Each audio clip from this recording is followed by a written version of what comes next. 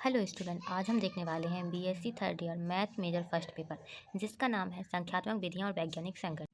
पिछली वीडियो में हमने यूनिट 1 के कुछ आईएमपी क्वेश्चन बता दिए हैं। आज हम यूनिट 1 के थोड़े आगे के आईएमपी क्वेश्चन देखेंगे।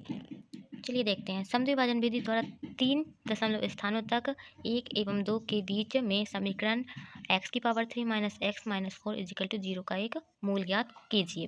तो हमें समद्विभाजन विधि के द्वारा इस समीकरण को हल करना है। इसमें हमको अंतराल दिए हैं। तो कौन कौन से अंतराल दिए हैं? इसमें हमको अंतराल दिया है 1 एवं 2। इसमें 1 और 2 के बीच में अंतराल दिया हुआ है। तो हमें इसमें अंतराल निकालने की ज़रूरत नहीं है। लेकिन हम ये देख लेते हैं कि जो अंतराल 1 और 2 निकले हैं वो धनात्मक हैं या ऋणात्मक। तो चलिए देखते हैं। तो हमें ये जो समीकरण दिया है पहले हम वो लिख लेंगे।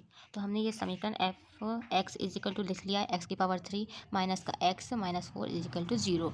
तो हम जो अंतराल निकालते थे वो कैसे निकालते थे कि पहले x की जगह पर 0 रखते थे, 1 रखते थे, 2 रखते थे। जब तक क्या कहते हैं मान धनात्मक ना आ जाए जब तक हम पर अंतराल निकालते थे। पर इसमें क्या दिया है, इसमें अंतराल दिए हैं 1 और 2। तो इसमें हम x की जगह 1 रख के देखेंगे और x की जगह 2 रख के देखेंगे। ठीक है, चलिए देखते हैं कौन सा मान धनात्मक है और कौन सा ऋणात्मक।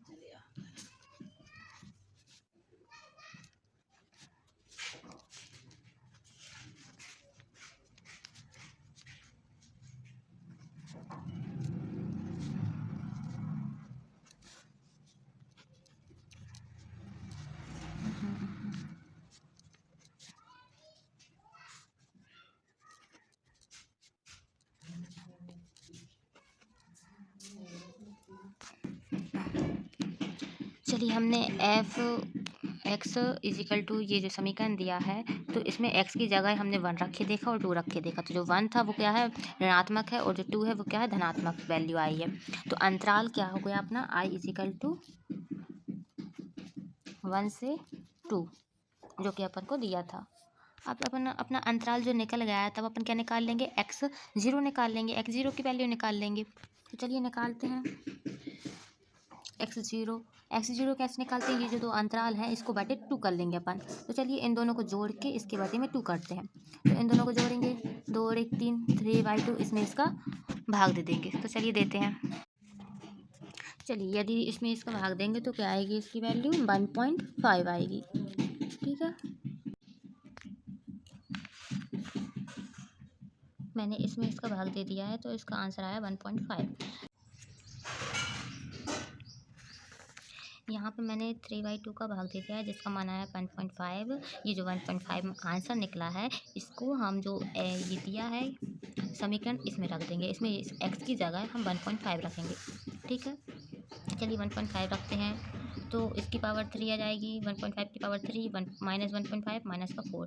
यदि इसको सॉल्व करेंगे तो क्या आएगा आंसर, -2.125, जो कि क्या निकली है, नेगेटिव वैल्यू निकली है। और हमारा जो मूल होता है, मतलब जो अंतराल होता है वो प्लस और माइनस का होता है। तो यहाँ पे प्लस वाला कौन सा था, यहाँ पे ये माइनस का था, ये प्लस का था। तो हमारा जो अंतराल निकला है वही माइनस का निकला है, तो हम इस माइनस की जगह वो वाला अंतराल लेंगे। ठीक है, तो कौन सा, 1.5 और 2 के बीच का अंतराल होगा ये सेकंड वाला। तो मूल का द्वितीय सन्निकट क्या निकालेंगे, x1 निकालेंगे। अब ये पहला था तो x0 था, तो ये द्वितीय निकालेंगे, सेकंड निकालेंगे तो ये x1 है। तो x1 को भी ठीक वैसे ही निकालेंगे जैसे x0 को निकाला था। तो x0 में क्या किया था अपन ने, अंतराल को जोड़ के बटे में 2 किया था। तो इसमें भी अंतराल को जोड़ेंगे, बटे में 2 करेंगे, तो इसका इसमें भाग देंगे तो 1.75 आएगा। तो ये 1.7 जो 5 है इसका मान अपन समीकरण 1 में रखेंगे। तो चलिए इसको समीकरण 1 में रखते हैं। तो आंसर आएगा -0.390625, जो कि वैल्यू कैसी है, नेगेटिव वैल्यू है।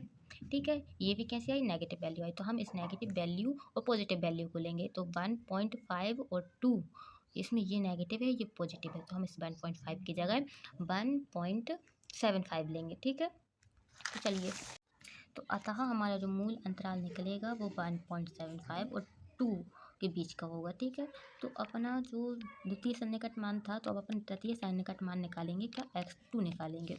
तो चलिए x2 भी ठीक x1 निकाला था और x0 निकाला था, उसी की तरह x2 निकालेंगे। तो अंतरालों को जोड़ेंगे, बटे में 2 करेंगे, इजिकल टू 1.875 5। ये इसका क्या आएगा आंसर, आप कैलकुलेशन कर लीजिएगा कैलकुलेशन से, ठीक है ना। अब ये जो 1.875 जो मान है उसका भी अपन समीकरण में क्या रखेंगे, मान रखेंगे और उसकी कैलकुलेशन कर लेंगे। तो कैलकुलेशन करने पे क्या आया, ये मान आया 0.716796। ये क्या निकला, ये अपना इसको मतलब समीकरण में x की जगह मान रखेंगे और सॉल्व करेंगे तो इतना आंसर आएगा। ये क्या आया, धनात्मक वैल्यू आई, इसकी पॉजिटिव वैल्यू आई। तो अपना जो मान था वो धन और ऋण के बीच में होता था। तो हमारा जो अंतराल क्या था 1.75 और 2 था। ये क्या था, ये ऋणात्मक मान था, ये धनात्मक मान था। तो अब हमारी जो वैल्यू आई वो धनात्मक आई, पॉजिटिव आई। तो इस नेगेटिव को जो खुद रहेंगे जैसा है वैसा ही रहने देंगे। इस 2 की जगह हम वो पॉजिटिव वैल्यू रखेंगे, ठीक है। तो हमारा अब जो अंतराल होगा वह 1.75 और 1.875 के बीच का रहेगा, ठीक ना। तो इसी तरह हम x3 निकाल लेंगे।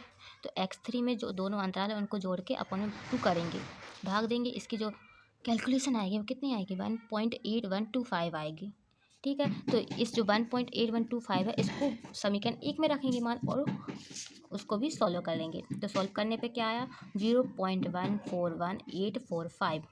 ये भी क्या आई, पॉजिटिव वैल्यू आई। तो हम इस वैल्यू को भी पॉजिटिव की जगह ये वैल्यू रखेंगे, ठीक ना। अंतराल जो होगा हमारा ये 1.8125, वो जो ऊपर पॉजिटिव वैल्यू निकली है इस 2 की जगह ये वाले रखेंगे, ठीक ना।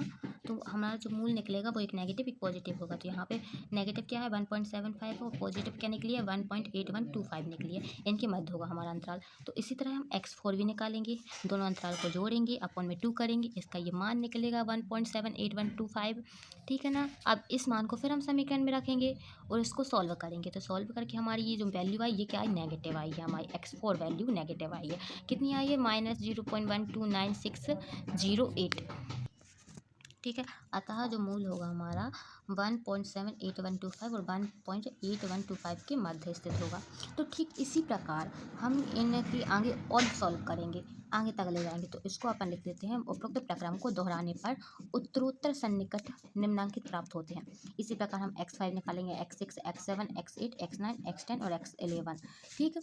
इसमें जो इनकी वैल्यू निकली है पहले पॉजिटिव आएगी, फिर नेगेटिव नेगेटिव नेगेटिव और लास्ट में जाकर ये जो x10 और x11 है ये क्या आएगी, पॉजिटिव वैल्यू आएंगी। और ये क्या ये कितने लगभग एक सी आ रही है, ठीक है ना। तो यहीं से अपन लिखेंगे चूँकि x10 और x11 है वो 1.796, अतः 3 स्थानों तक जो मूल निकला है वो अपना शुद्ध मान प्राप्त हुआ है। कितना प्राप्त हुआ है 1.796, ठीक ना। यही हमारा आंसर है।